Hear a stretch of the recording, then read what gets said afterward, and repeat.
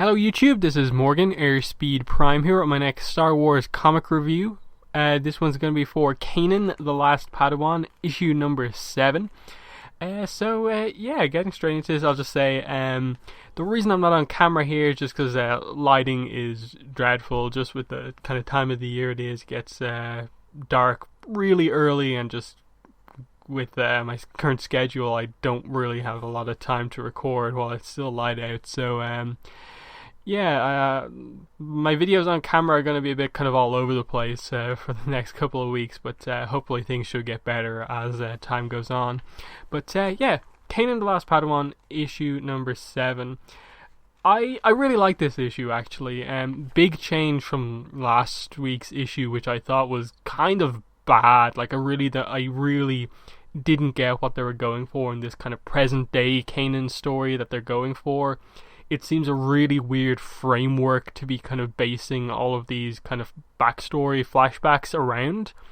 In the sense that the flashbacks are really interesting for the most part, but I just don't really get what they're going for with the present day story. Like, what's this ultimately leading towards? What's the realization that's going to happen to him in the present day based around these flashbacks?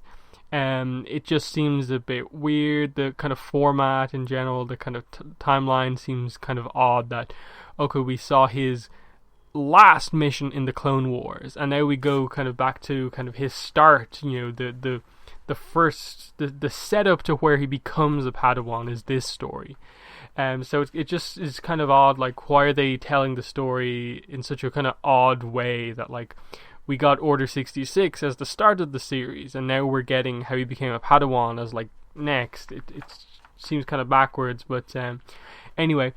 We open up with some present day stuff. Kanan has been found. He is in a Bacta tank, and basically they're kind of fearing that he might die. They're saying the medical droid says that the next few hours will be crucial, and Zeb is kind of freaking out, like, how could he be stabbed? He's a Jedi, you know. What use is the Force if he couldn't avoid being stabbed? Like, what happened? And like Hera and stuff like that is kind of like, oh, you know, it's fine. We just have to wait until he wakes up and see what happens.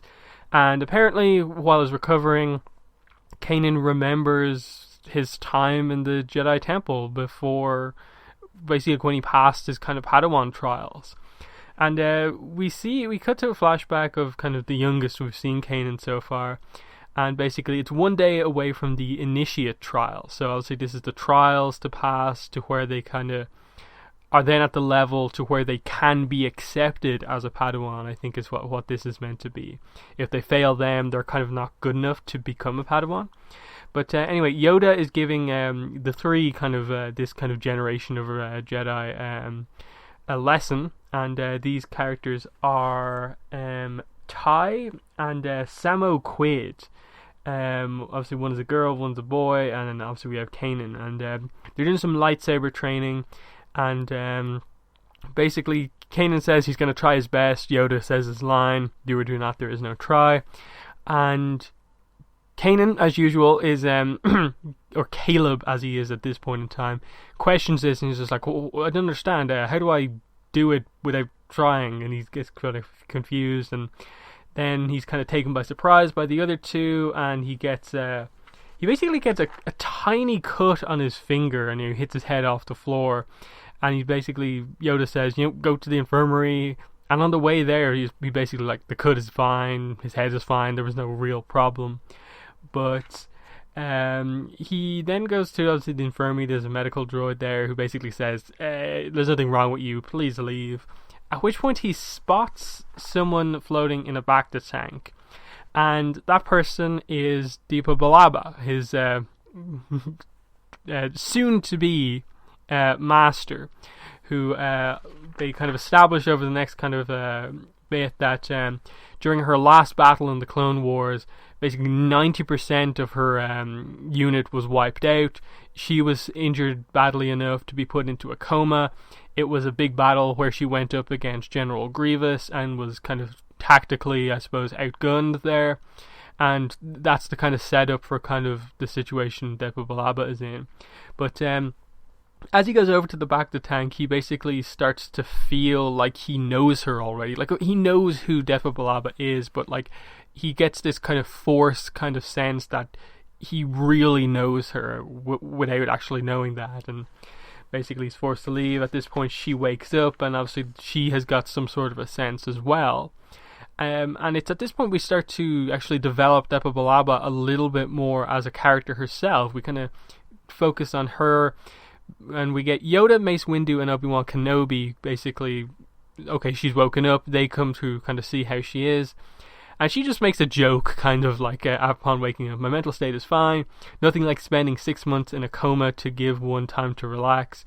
And Mace Windu and Yoda are kind of like, how dare you make a joke about you being in a coma? And kind of Obi-Wan's kind of just chuckling in the background. There's this big sense that the main two Jedi just don't have any room for fun, whereas like Obi-Wan, Caleb have time for that, and Depa Billaba wants to have a little bit of fun and stuff like that. Mace Windu and Yoda are kind of like, okay, we have to test her full like mental fitness training and stuff like that, and they basically have her monitor the trials of Kanan and his other two kind of fellow kind of trainees in their initiate trials, and she watches over as they do their trials.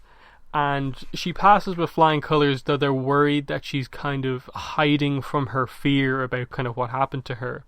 And she's all apologetic, she's failed and stuff like that. But again, they still have Yoda and Mace Windu be the really kind of like serious people, whereas Obi-Wan's just kind of like, of course you're back on the council now upon recovering. Without failures, none of us would be here. We've seen Obi-Wan lose battles and stuff like that. So, yeah, and then you cut over to a scene, I suppose, that's meant to show where Depa Billaba first starts to get a kind of connection to Caleb. And basically, Jocasta Nu is giving them a kind of a history lesson about how Jedi Knights, the process for how they choose their Padawans, and how it's been done like this for centuries.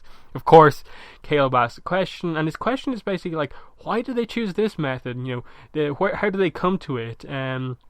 Was it based on trial and error? Did the Force reveal it to them? Or did they just try it out once and it worked really well? And then Jocasta Nu just kind of scolds him for questioning it so much. And again, Mace Windu's all serious, like, what's this kid questioning this for? Whereas Depa Billaba is just kind of chuckling in the background, like he asked the question that kind of she would have asked. And you get the sense that they're very kind of similar. She can appreciate his kind of different approach to things that's different from the other Jedi in training. And just we get some more training, some more kind of moments of like Caleb does something funny, he jokes, he makes her smile, and she can see something in him, and he starts to take an interest in her. Kind of, you see some scenes with the other trainees, and he says, I checked, and no, Depa Billaba has no Padawan, and you can tell that he really wants to become her Padawan. And they just talk about how it's at this point we get the kind of history of what happened to her, that the kind of battle that she went up against General Grievous. She's injured, she's kind of considered damaged goods, and there's questions about if she'll ever get to lead about another kind of battalion again in the Clone Wars. But basically, then we get Caleb goes up to ask her about this, and she just kind of says that that she probably is damaged goods, and as much as she has recovered, the mental stuff isn't all fully back there. She fears losing more people if she ever got command again. And she questions if she'll be useful as a commander anymore. And then we just get these interesting, mysterious shots of like this assassin guy crawling up the walls of the Jedi Temple where they're talking. He throws a few bombs in. They explode. They don't injure Caleb or Depa Billaba, but they basically just... We know that the Jedi Temple is under attack from someone who potentially is targeting Depa Billaba or something like that, and this is kind of going to pair up kind of Caleb and Depa Billaba to actually defeat this guy, and this is potentially, I think, going to lead to them becoming Master and Apprentice. I think they're going to prove themselves to be like really good here, and they'll kind of be forced to make that decision. So, I would go as far to say is that this is the best issue of Kanan so far. I think, apart from maybe the first one, the first issue was very good, just getting to see Order 66. But I think in terms of just an issue since then, far and away, this is the best. This is the most interesting stuff they're setting up. I like the little bits of Caleb and Depa Balaba's relationship we got in the first couple of issues. And I like that they're going back to explain where that actually came from. So I was pretty, in general, pleased with this. I still have no idea what they're really going for with present day Kanan reflecting on his life as a Jedi, like where that's eventually leading towards. The kind of, as I said at the start, the kind of framework being based around this return to Kalar and what these flashbacks are really all about for him. I still really don't know what that's about, but the issue in terms of the flashbacks I thought was really good here. And I think most effectively what they've done here is develop Depa Balaba as a character. Given that in the current canon, taking out all the books which are now considered legends, we don't know that much about her, and Kanan is a very important character, being one of the leads in Star Wars Rebels. It makes sense to develop her as well, so we get a better connection to Kanan. So, in general, I would highly recommend picking up this issue, and it's definitely the biggest just shift from like what I considered issue 6 to be a kind of bad issue, to this one being like quite good.